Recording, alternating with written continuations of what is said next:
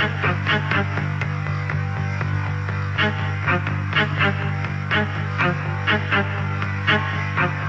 live. We are here at the Hardin Detention Facility in Hardin, Montana. We have Becky Shea, the spokesman for American Police Force, here at this detention facility. Steve Quayle has major breaking news he's going to cover after he talks to Becky Shea, but I wanted to invite Steve on today because he originally really broke this, and he broke the felonies last Friday when he called me. I was so busy I didn't get on my radar screen until Sunday.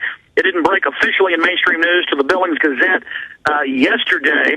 And so it's the front page of the Billings Gazette again today that this Serb gentleman is this 14-time felon. But I wanted to let Steve be able to talk to Becky Shea because she's been very, very helpful and has not been secretive like the other folks out here. So I wanted to hand the phone to her for 5 minutes, and Steve Quayle's going to give us huge breaking news and developments, and then we'll throw it back to Jason Burmis, and I'll call in later in the next hour to recap this after the tour is complete. Steve Quayle, here is Becky Shea. Hi, Becky. Hey, Steve, we were supposed to talk today. What a strange way to do it on Alex's phone, huh? Well, yeah, that's wonderful, and thank you so much. Here's some of the questions that I think really need to be answered, okay? There has seemed to be a systematic effort to hide the true ownership, and I understand DPS, I understand the attorney Maziar Mapi, describing the Santa Ana, California ownership, etc. But when you go to Angelino, or Eddie Angelino, have you ever met with him personally? No, Steve, I haven't, and I just want to let you know that, and just to be fair, I'm telling you up front, and I hope your listeners, are we on the air? Are your listeners here with us? I just had Alex hand me a phone. I don't know who I'm talking to altogether. Okay, we're on the air.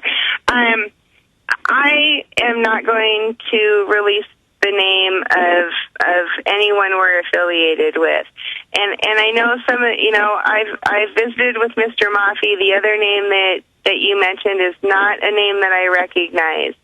I can speak and will only speak for APF. I can't speak to other corporations that you visited with. Okay. The other thing that I want to let your listeners know, we are sitting in the edge. We are sitting in my black SUV. But there is no other. I am the only person with APF equipment in Hardin. There is no other equipment from APF in Hardin other than me and my laptop in this car. Well, I got to tell you then, Becky, that contradicts multiple eyewitnesses that said initially there were 12, and then it went down to 3.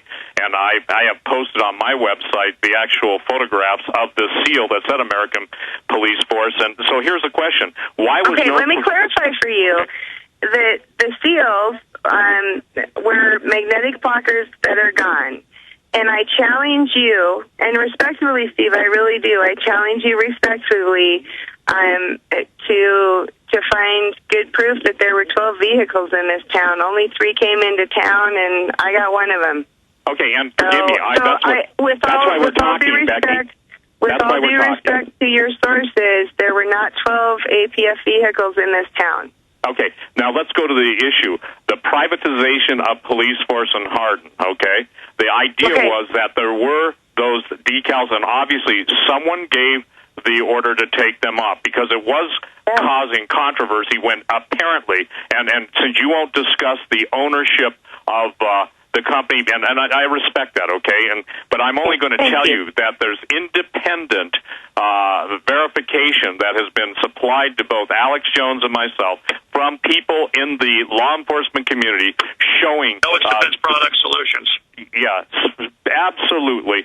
Foreign ownership and aliases used that would, I think, make most Americans go, there's something going on. Now, are you familiar with the main reason why Alex, myself, and others are concerned when we hear about the privatization and the takeover of police forces in America?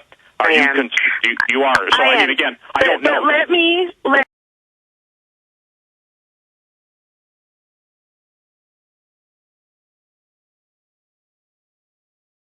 explain. Let's talk about that privatization issue, okay?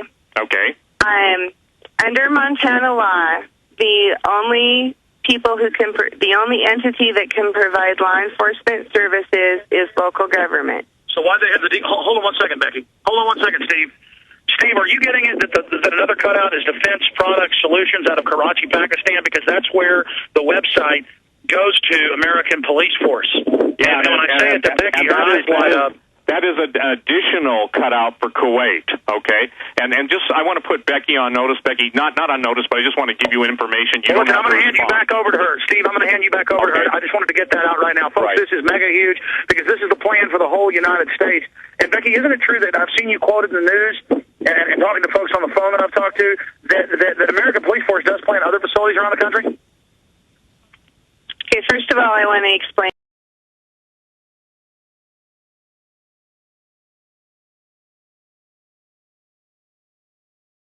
to people that I have a face for radio, and when Alex came over here and leaned in and yelled into the phone to Steve, my face lit up because I just thought it was funnier than all get out.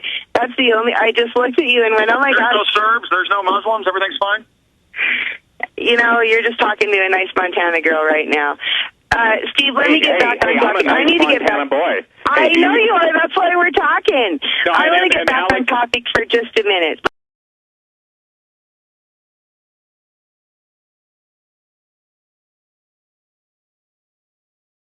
If you would please give me the opportunity to respond to the question that we were on when Alex came over and cracked me up.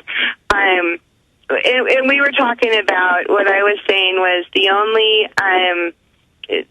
way that law enforcement services can be delivered in Montana is through a local governmental entity. Now, that's the city of Hardin.